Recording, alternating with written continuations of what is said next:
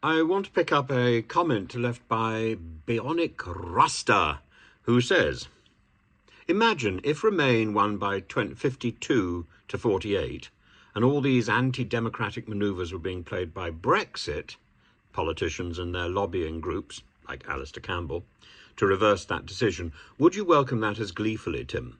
I find it hypocritical how you can criticise Putin's influence to subvert the democratic process in Georgia, Moldova and Europe, only to welcome it in the UK through European financiers. Well, first of all, the Georgia and Moldova democratic process was hardly democratic at all. It was almost as absurd as the democratic, quote, process, the plebiscite used in the Donbass and in Crimea.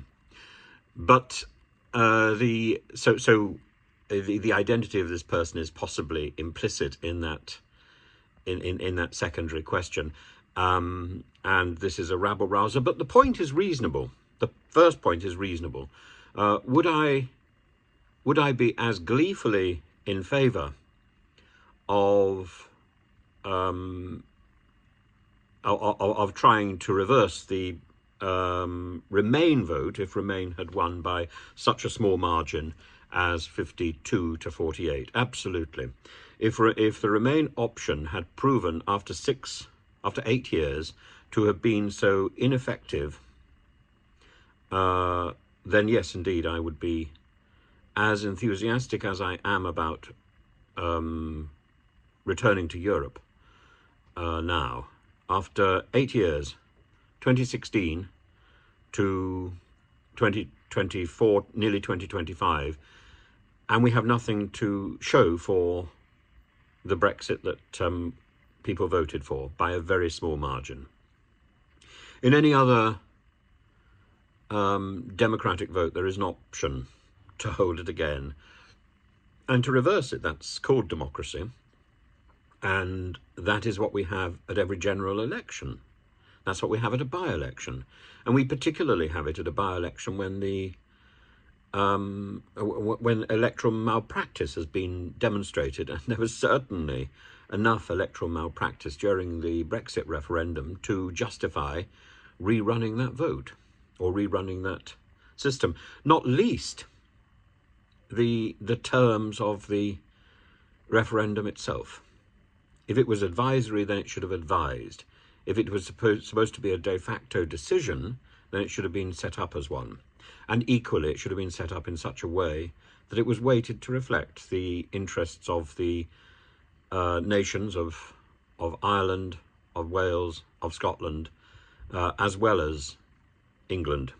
And I think possibly it should have been weighted to reflect the individual areas as well. This is a vote that needed a different form of voting, and the first past the post system, the simple majority, was not sufficient. We have now demonstrated absolutely, I think, as a country, that is a failed system. And I think it's not simply about reversing Brexit, but about recognising that the people who implemented Brexit were fools, chief of whom is Lord Frost, who doesn't read his paperwork. If he'd read his paperwork, he could not possibly have countenanced the idea of somehow standing for election in the House of Commons. He cannot renounce his peerage. It simply is not a possible manoeuvre. It is perfectly reasonable for somebody who has been a peer, who has been in the House of Lords, to be elected into the House of Commons. But how can somebody be an ex-member of the House of Lords except through the process set up by Tony Benn, that is, to renounce a peerage which has been inherited? And that has to be done speedily, as soon as possible after the inheritance has taken place. There is no system for renouncing a life peerage, except to be stripped of the peerage, which would be an indication of disgrace. I'm more than happy to see Lord Frost disgraced, mostly for the way that he handled the Brexit negotiations and left us with a mess in the Channel and a mess in Ireland. But as I say, this is a man who doesn't read his paperwork, who clearly is schooled in the approach to paperwork championed by Liz Truss, put it all on a single sheet of A4 in very bold type, in a large typeface, a summary. Life is not conducted according to summaries. Life is conducted according to details. And the European negotiators looked at the details, and Lord Frost couldn't be bothered.